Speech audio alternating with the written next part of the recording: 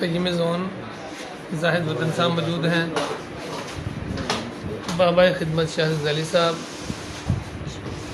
और हमारे रहबर हाफिज़ हसन साहब, अमीर यूसी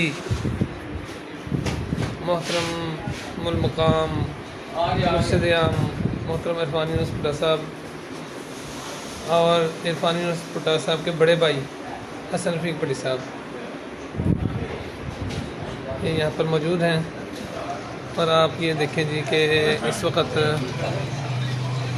अल खिदमत फाउंडेशन मुतासरीन इस्लाह के लिए राशन जो है वो उसको अपलोड करवा रहे हैं हम जोन में।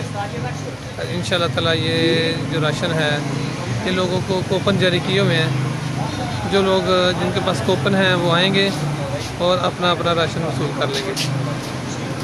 यानी इसको ये ओपन नहीं दिया जाएगा, ये मखसूस लोगों को दिया जाएगा।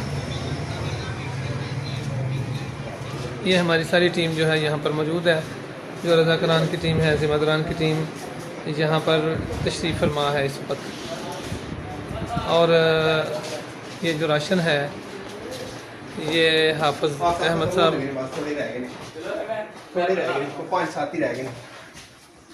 ज़्यादा नहीं है 15